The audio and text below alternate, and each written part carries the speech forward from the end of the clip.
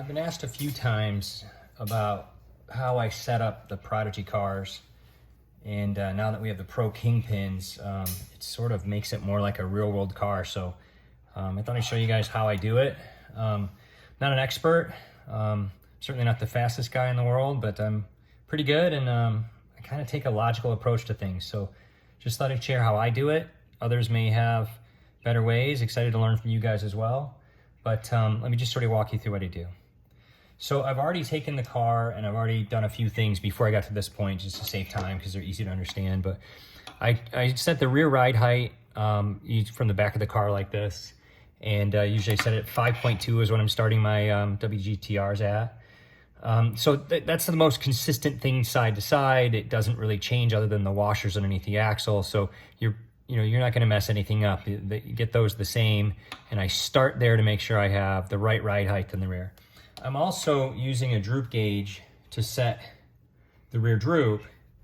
And I think I've shown pictures of that on the site already. If anybody asks, I can show another picture of that. But I'm using a droop gauge to understand how much gap I want here. I'm usually 1 millimeter to 1.5 millimeter, which really measures the distance between this part of the chassis and the back of this plate. So 1 millimeter to 1.5 millimeter. That's kind of 1.5 millimeter there, that kind of gap. You get sort of used to it after a while and can sort of judge it. That gets set first, right? The next thing that I do is I want to get the front at a decent ride height. And I also want to get the middle out of the equation as much as I can. So I've started out my spring perches. I've got the extended spring perches on here. I have those raised all the way up, and I have my my rear side springs all the way up. There's so much influence in the side to side of the car with those two adjustments. I want to minimize that as far as possible so I can get the front of the car right and then work my way back to that. So on the front, I've already set this at about 5.2 millimeters. Approximate, you're going to change this as you go here. And then I use that. You want your ride height to be close to where you're going to be so that you can set the front camber and toe, and then that's done in the equation and doesn't have to be, you don't have to come back to it. So the car right now, the middle of the car is not where you're going to run it. It's like 4 millimeters, right? It's just sitting there. So I'm just trying to take that out of the influence of it and do that last. So my theory here is that if you start with the rear, that's consistent. You move to the front and get the camber and the toe set. And then you move to front springs and then the middle of the car. So I'd also address that, when we added the Pro Kingpin, that changed the way I think about RC pan cars now. I did pan cars for, I've raced 30 years of RC.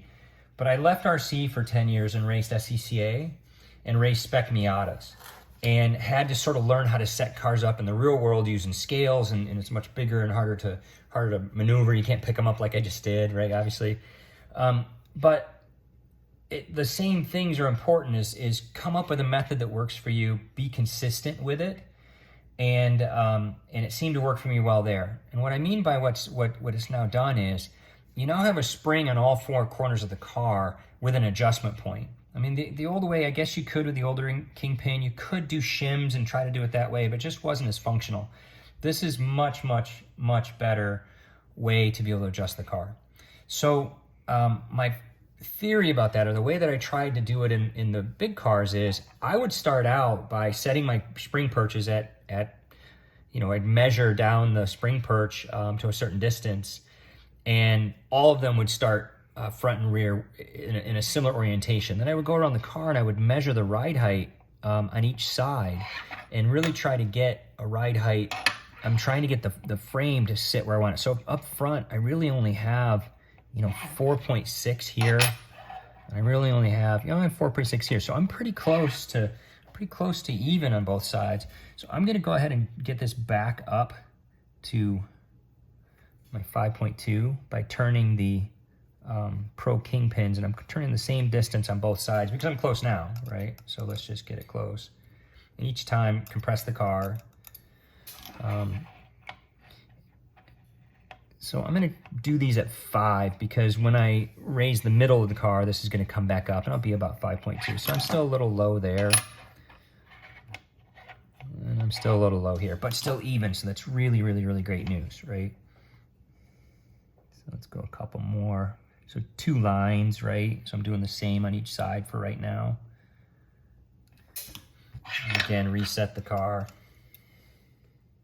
And let's measure again. No, a little far. 2 was too much. Okay, so let's take those back down another quarter turn on both sides. And again, it's still pretty even, so that's lucky. I'm getting used to how to set these, and you sort of get better at it each time you do it. So that's 5 on this side. 5 on this side. I'm going to take this one down just a little bit, like half a turn, because they're not so even. Yeah, there we go. Okay, so I now have the far back of the car set at ride height, and I've got the front of the car close to ride height, and I'm going to move to the back of the car. I'm sort of getting used to how the bump stop and the springs work together, sort of playing with how much do I want the bump stop to hold the car up and control all the ride height and then have like really light springs, right? Versus the spring holding up the car a little bit more and the bump stop doing a little bit less work.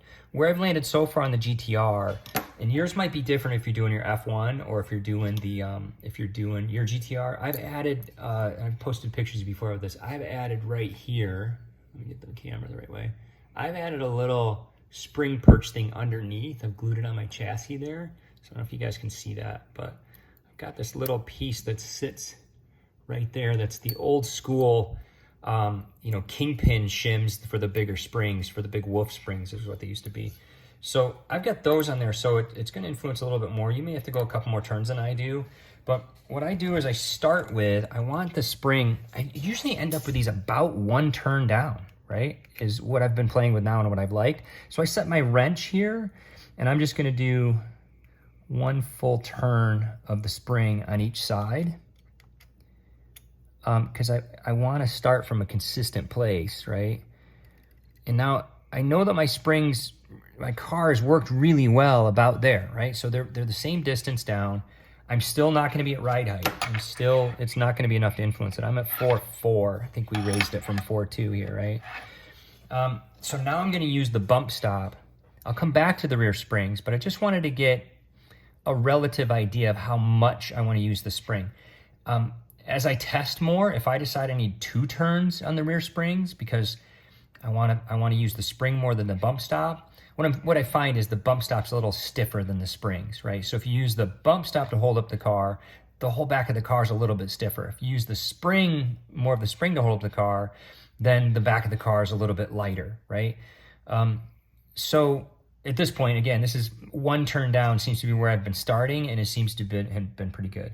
So what I'm going to do now is move to the bump stops, which are all the way up at this point, and I want to move these side to side the same amount to start with. So I'm going to do a half a turn on each side and just see what I get out of that. Again, as I get used to it, I'll probably understand a half turn equals how many millimeters, right? But at this point, I haven't thought through it that hard. So I'm at 4.6. Let's go another turn.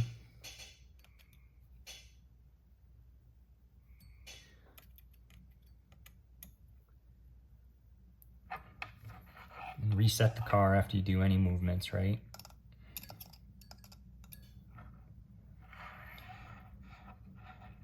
There we go. I'm at 5.2. Is there 5.0 there? 5, and this side's lower.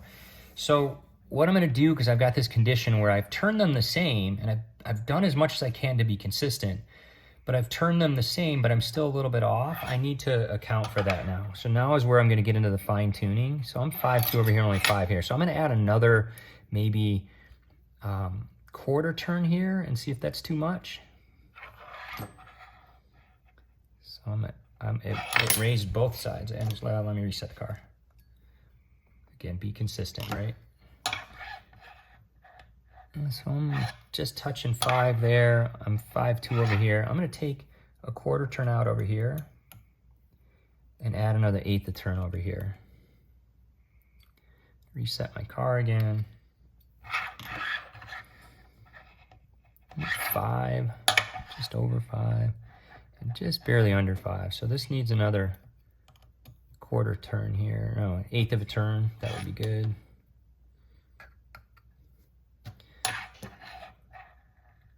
So just 5 there, 5.2 over here. I need a little more on this side.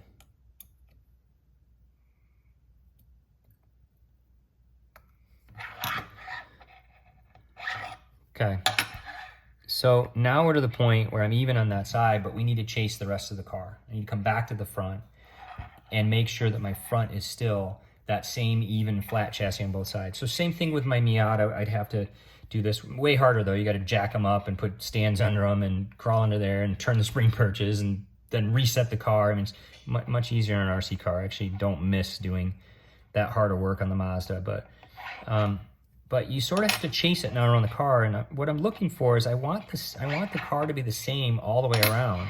So I am going to mess with the front springs a little bit. I'm a little high in the front now. I'm 5'4", right?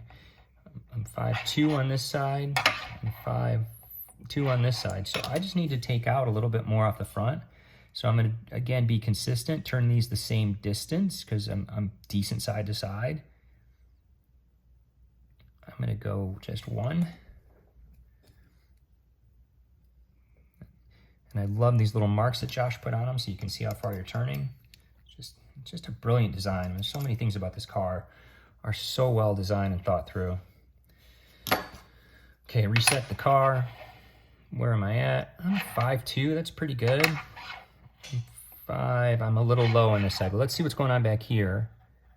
I'm 5'2", no, I'm 5'0", and I'm 5'2". So I want to add a little bit, might add to both of these, right?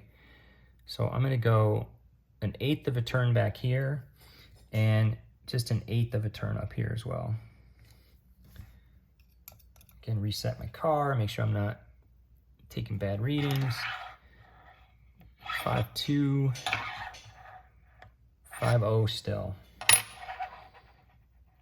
5'4", so you got to chase it a little bit, right? 5'2". So I've got a situation where this side's a little higher and this side's a little lower. So whenever you turn the screw on this side of the car, yes, it's going to raise this, but it's also going to lower the other side. So I'm just going to turn this one for now and see if that gets me close enough. It's another 1/8 of a turn there. Reset the car.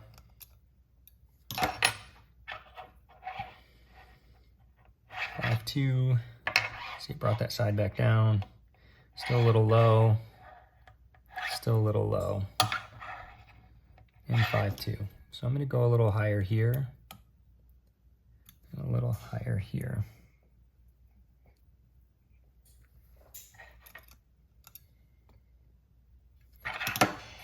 Again, I'm going to chase this around the car until I get the chassis to be even all the way around. That's where I'm starting, right?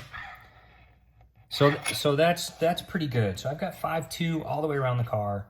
I typically run about that. Sometimes I like to play in the rear. I'll put the very back of the car, a couple tenths higher, and add some droop to it. But just tested that a little bit. I haven't run enough track time to know if I like it better than not. But this is sort of where I've been taking to the track. The next step I would do is, so I did all of that, chased around the car, got even ride heights around the car. Again, check your chassis, make sure there's nothing bent, make sure there's nothing bent in the front end. Everything's got to line up well. But starting with the chassis like this, the next step for me is I'm now ready to move to do the scales. And when I do the scales or I put it on a tweak board, you really should only have to turn the side screws in the back a little bit. I mean, there really shouldn't be a lot of adjustment needed from here. This should be pretty close, but you can't see the weight distribution right now. All you can see is ride height. But you put it on the scales, you should be able to turn just a little bit out of each of these. There's also a theory from the big cars that if you wanted to, that you always turn the perches across from each other, right? So if, let's say that this side was sitting, let's say I didn't have enough pressure on this wheel, that the tweak board is facing this way, right? Up this wheel is too high. So the theory in the big cars is I would turn this screw down a little bit and this spring or this kingpin screw down the same amount, and then put it back on, reset it, put it back on the tweak board. So I've been playing with that too, of doing sort of across the car. So ride heights is one thing. Ride height gets you into the ballpark, but now you got to do the last fine adjustment and sort of play with this cross car to set your tweak. I hope that helps. Feel free to ask questions. I'm learning the car just as well as you guys are, but just wanted to get out there just how I've done it, and curious to see how you guys are approaching this too, and if you guys got different ways to do it. So thanks so much for listening.